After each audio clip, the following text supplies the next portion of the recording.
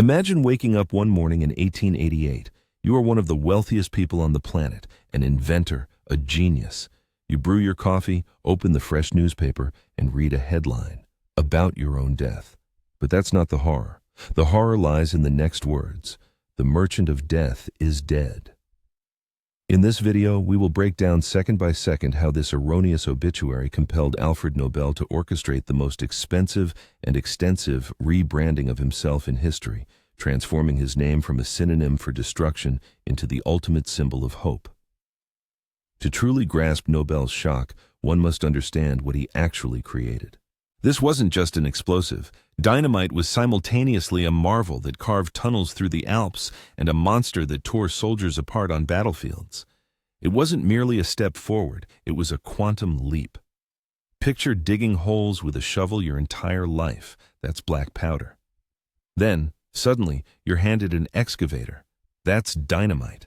Dynamite's explosive power was roughly 5 to 8 times greater than an equal weight of black powder, forever altering both construction and warfare. Who was this man before that fateful morning? A solitary, melancholic genius who had lost his brother in one of his own experiments. He wrote poetry and called himself a pacifist, yet he owned 90 arms factories. For instance, shortly before his death, he penned a play titled Nemesis. It was a tragedy in verse that his executors deemed so scandalous and blasphemous, they destroyed almost the entire print run, with only 3 copies surviving. A pacifist, an arms dealer, and an author of banned literature, all in one person. So, our journey. First, we'll see how Nobel tamed the demon, the lethally dangerous nitroglycerin. Then, how this demon broke free, turning its creator into the merchant of death. And finally, we will witness his desperate attempt to purchase another kind of immortality. We'll begin the first part of this journey right now. Pause the video in your imagination. This entire story is a perfect example of the legacy butterfly effect. One accidental event, the death of his brother, not his own, triggers a chain reaction that continues to influence global science, literature, and politics to this day, 130 years later. This is more than just a biography. It's a case study in how a journalist's error created the world's most prestigious award. Psychologists and business coaches today call this the obituary exercise, a powerful technique for reevaluating one's values. Nobel, without intending to, underwent history's most rigorous and public version of this exercise. Mid-19th century. Civilization had hit a wall of stone. Tunnels needed to be blasted through mountains, canals dug, and the earth mined for ore. But the primary tool, black powder, was simply too weak. A substance 10 times more potent already existed, nitroglycerin. However, it had one critical flaw. It could explode from virtually anything, a slight bump, a change in temperature. Transporting it was a game of Russian roulette. There are documented cases of canisters exploding just from being placed too abruptly on the ground. Workers called it blasting oil, poets the weeping angel. It was beautiful in its power and fatally capricious. Nobel was obsessed with the idea of stabilizing this immense power. He worked around the clock, and this obsession led to tragedy. In 1864, a monstrous explosion ripped through his factory in Stockholm, killing several people, including his younger brother, Emil. This was more than just a setback. It was a condemnation. The Stockholm authorities officially banned him from any work with explosives within the city limits. Thus, Nobel became a scientific outcast, forced to relocate his laboratory to a barge in the middle of Lake Mälaren. He continued the work that had killed his brother, laboring on the water. Put yourself in his shoes for a second.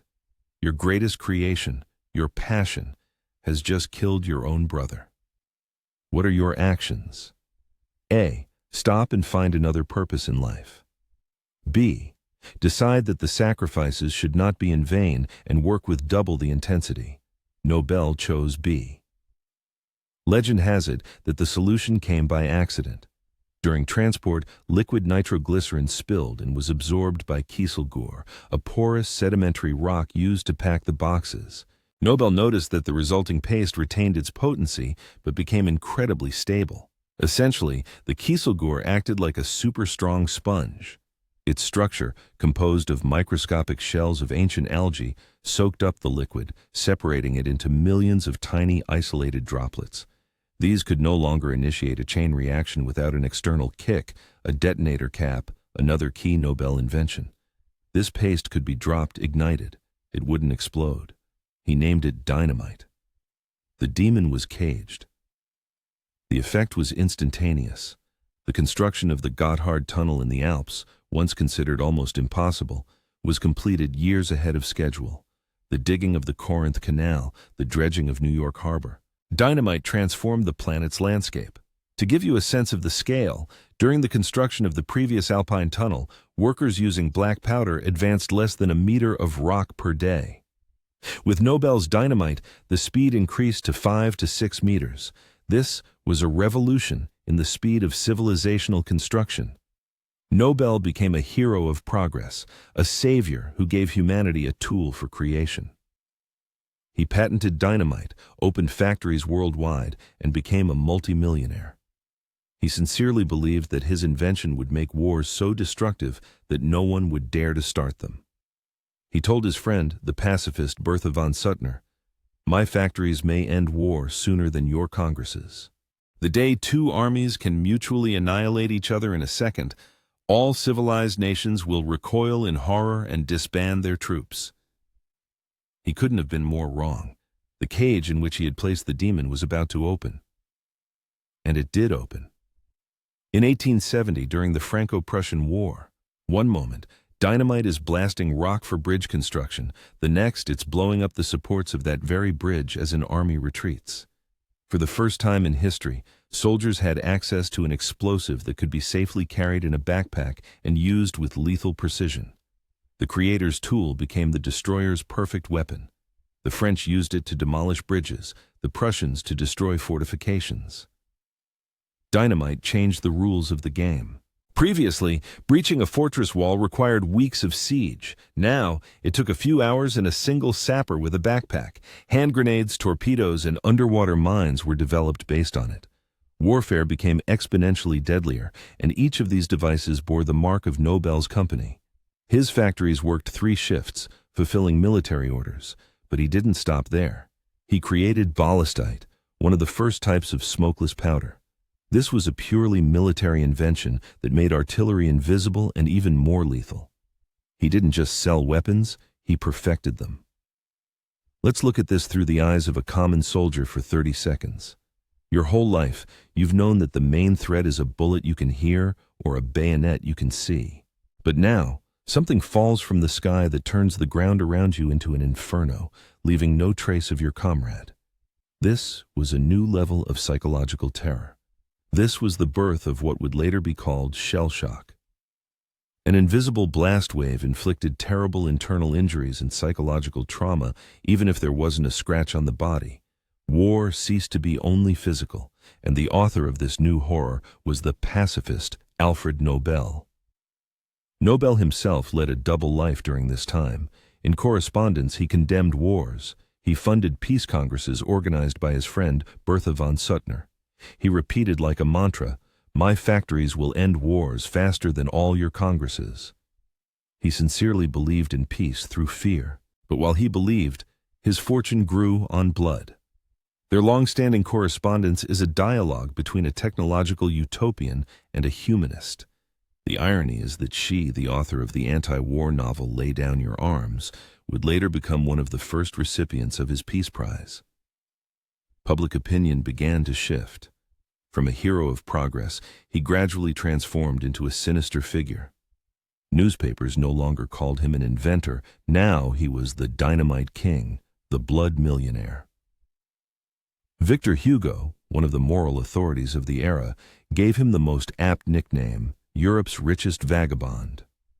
This reflected not only his endless travels between countries, but also his moral homelessness, a genius without a homeland and without a clear ethical stance.